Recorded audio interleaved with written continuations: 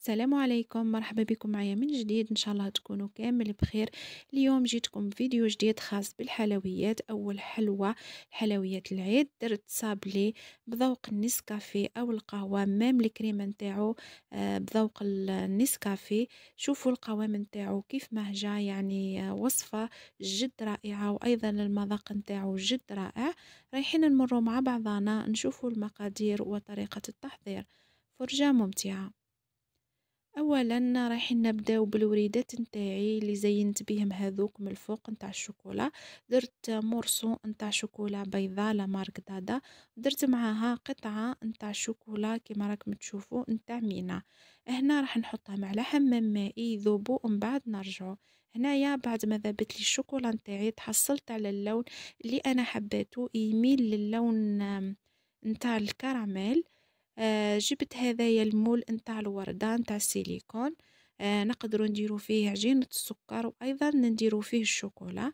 رايحة نفرغ كمية هكذايا بالملعقة في هذاك المول نتاعي، وراح ندخلوا للمجمد حتى اللي تجمد لي هذيك الشوكولا، ومن بعد نعاود نخرجها. بالنسبة لهذه الطريقة راح نكملها كامل مع باقي الكمية نتاعي نتاع الشوكولا. هنا بعد ما خرجت المول نتاعي من المجمد، يعني تقدروا تنحوه بكل سهولة، وهذا هو الشكل نتاع الوردة اللي نتحصلوا عليه. راح ندير معاكم حبة ثانية ومن بعد نشوفوا مع بعضنا الوريدات نتاعي بعد ما كملتهم.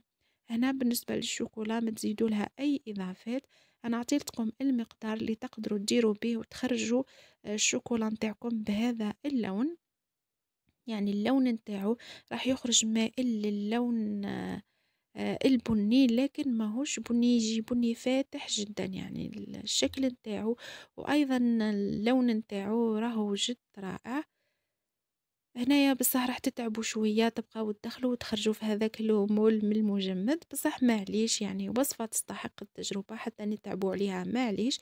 هنا هذم هما الوردات نتاعي بعد ما نشفوا لي ونحيت هذوك الزوائد نتاع الشوكولا. رايحه نمر ونديرهم بالناكري نتاعي الدوري. هنايا بانسو عندي ناكري ليكيد، شريتو ليكيد، يعني انا ما خلطتوش في الدار.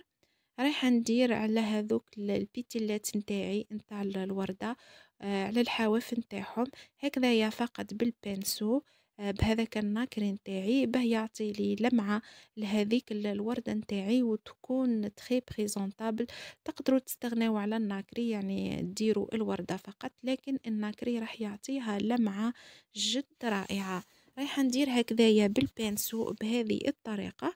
راح نكمل الوردات نتاعي كامل بنفس الطريقة ونخليهم ينشفوا ونمروا نحضروا الصابلي نتاعي. هنايا ضروري الاشكال اللي رايحين نزينوا بها هي اللي نديروها الاولى، باه من بعد كي نجو نزينوا يكونوا واجدين.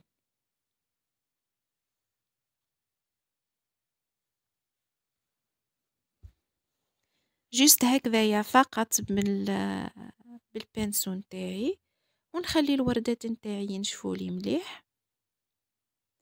يعني الصابلي نتاعي هذايا راهو طوندونس في مواقع التواصل الاجتماعي، هذا الشكل نتاع الوردة، لكن أنا استعملت يعني مكونات خلاف في العجينة ودرته بذوق القهوة وخرج لي رائع ما شاء الله. هنايا بالنسبة للمكونات نتاع لاباط نتاعي نتاع الصابلي، عندي ملعقة نتاع كاكاو، ملعقة ونصف سكر ناعم، ملعقة ونصف مايزينا أو نشا، ورشة نتاع ملح، وبيضة. عندي 100 غرام نتاع مارغرين بدرجة حرارة الغرفة. عندي 2 ملاعق نتاع كاوكاو مرحي ومحمص مقلي. راح نفرغ في الريسيبيون نتاعي هذيك المارغرين نتاعي ونضيف عليها الملعقة والنصف نتاع السكر الناعم والقرصة نتاع الملح، ونضيف عليها ملعقة ونصف نتاع زيت. نخلط هكذايا بالباطير حتى نتحصل على خليط يكون القوام نتاعو كريمي. من بعد نكمل باقي المكونات. نضيف البيضة نتاعي ضروري تكون بدرجة حرارة الغرفة، ونضيف لاروم نتاع القهوة. هنايا إذا عندكم نسكافيه تقدروا ديروا نسكافيه، أنا استغنيت عليها ودرت لاروم لأنها متوفرة عندي في المنزل. نخلط هكذايا بالباتر بهذه الطريقة، ونبقى نخلط حتى تندمج كامل المكونات مع بعضها، ومن بعد نمروا نكملوا باقي المكونات. بالنسبة للصابلي راح يخرج لكم يعني المذاق نتاعو جد رائع. المذاق نتاع القهوة كامل نعرفوه، ميم الكريمة نتاعو راح تكون بالقهوة، وهذاك هو الشيء اللي راح يعطيه ذوق مميز. من بعد راح نضيف الملعقة والنصف نتاعي نتاع المايزينا والملعقة نتاع نشا. انا حركت هكذايا فقط بالملعقة، انتم تقدروا تستعملوا يديكم. نحرك مليح حتى تدخل كامل المكونات مع بعضها بهذه الطريقة.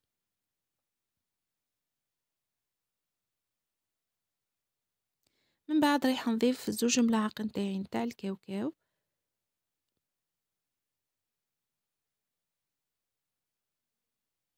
ونضيفوا الفارينة بالتدريج. هنا الفارينة راح تدي معاكم الكاس اللي يرفد 220 مليلتر أو 120 جرام. أنا يعني حبيت نفرغ بشوية ونشوف الفارينة نتاعي قدها تدي. أنا بالنسبة لهذا الكاس راهو يرفد أكثر من 220 مليلتر. المقدار اللي رايحين تديروه نتوما راح تديروا الكأس اللي يرفد 220 مليلتر، ونضيف عليه نصف كيس نتاع خميرة الحلويات. نحرك هكذايا بالملعقة مليح حتى تتخلط لي كامل المكونات مع بعضها، ونتحصلوا على العجينة نتاعنا. يكون القوام نتاعها كيما مولفين نديروها مع بعضنا. القوام نتاع عجينة الصابلي معروفة، ما تكونش تتلصق في اليدين، وأيضا ما تكونش يابسة. هنايا هذا هو القوام نتاع العجينة نتاعي. رايحة نفرش بابي كويسون وندير العجينة نتاعي في الوسط بهذه الطريقة، يعني بلا ما نعجنها، وراح نغطيها بابي كويسون. أيضا هنايا إذا عندكم كيس بلاستيكي تقدروا تستعملوا الأكياس البلاستيكية عادي. هنايا راح نخدمها هكذايا شوية بيدي، ومن بعد رايحة نفتحها هكذايا.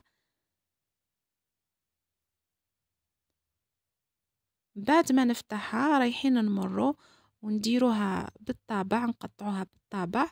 ضروري تكون العجينة نتاعكم ما تكونش رقيقة بزاف باه الصابلي نتاعكم يجيكم شباب. هنايا بهذا القطاع نتاعي الدائري درت نديرها في الفارينة، ومن بعد رايحة نديرها فوق العجينة هكذايا نطبع. كما راكم تشوفوا الطريقة راهي واضحة جدا في الفيديو.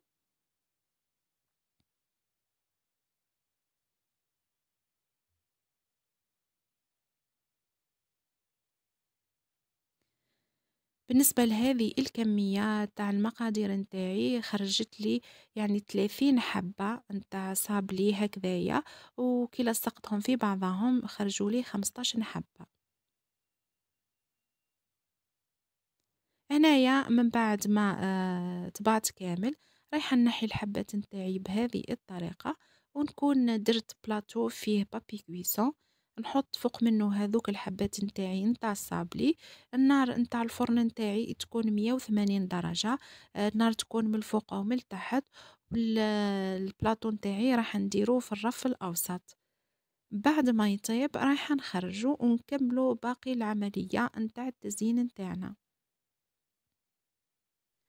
بالنسبة هنايا للكريمة بالنسبة عندي ل 100 غرام مارغرين، لا مارك درت فلوريير، ودرت 2 ملاعق كريم شونتيي، ملعقة نتاع سكر ناعم، درت 2 ملاعق نتاع كاوكاو محمص ومرحي، وعندي لوغو نتاع القهوة. هنايا في ريسيبيون نفرغ المارغرين نتاعي تكون بدرجة حرارة الغرفة، نضيف عليها 2 ملاعق شونتيي، ونضيف عليها الملعقة نتاعي نتاع السكر الناعم، نضيف لوغو نتاع القهوة حوالي ملعقة صغيرة، نطلع بالباتور حتى نتحصل على قوام كريمي.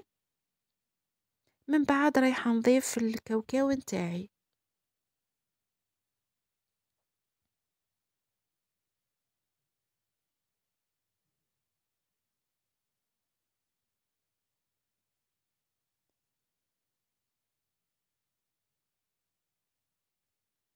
يعني الطريقة راهي واضحة في الفيديو. هنايا بعد ما تحصلت على الكريمة نتاعي بالقوام الكريمي، هذا هو الشكل نتاعها.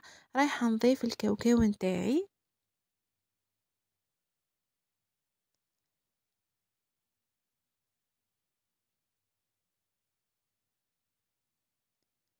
ونكمل نطلع بالباتر. هكذايا نتحصلوا على كريمة بنكهة القهوة أو نكهة النسكافيه. هنايا إذا ما عندكمش لاروم نتاع القهوة تقدروا ديروا نسكافيه يعني، والقوام نتاعها جد رائع.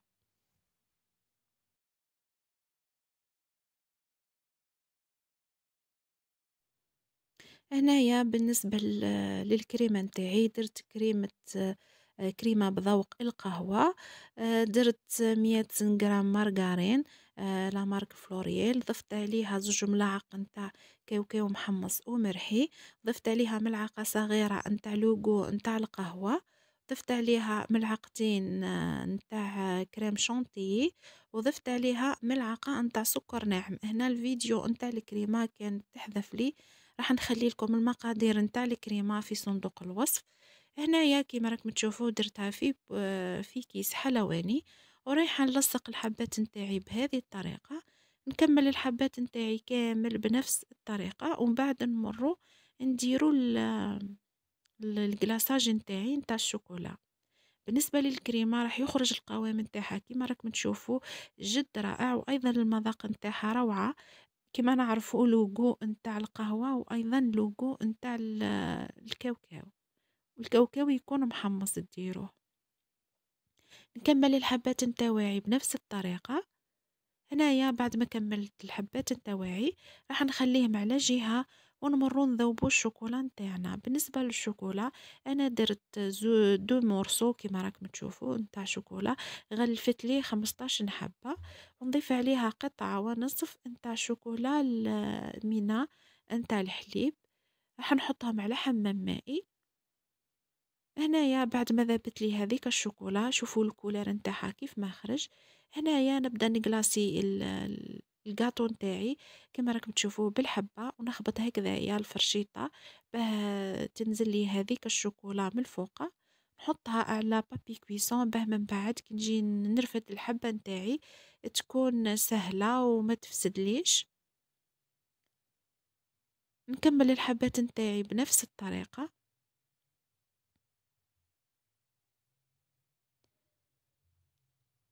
يعني طريقة بسيطة، وأيضا الفيديو يشرح نفسه. فقط هذاك الفيديو الجزء نتاع الكريمة كانت تحذف لي.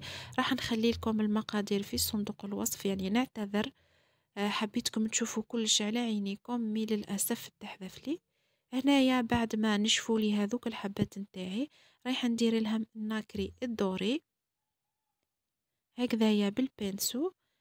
ونخبط حتى تتشكت لي هذيك الخطوط نتاعي فوق هذيك الحبة نتاع الحلوى. نكمل بنفس الطريقة.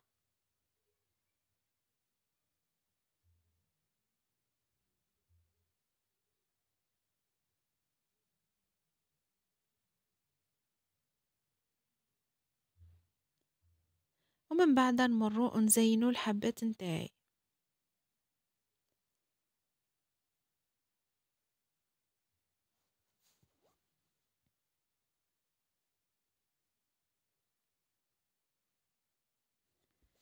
بعد ما كملتهم كامل نخليهم ينشفوا لي شويه حتى لي ينشف لي هذاك الناكري، ونمرو نجيبوا الوردات نتاعي اللي كنا درناهم من قبل وخليناهم ينشفوا. نديروا هكذايا شويه نتاع شوكولا من الفوق باه كي نلصقوا الحبه نتاعي نتاع الورده تلصق لي في المليح بهذه الطريقه. نكمل نلصق باقي الوردات نتاعي بنفس الطريقه، ونمروا نشوفوا الحلوى نتاعنا في صحن التقديم.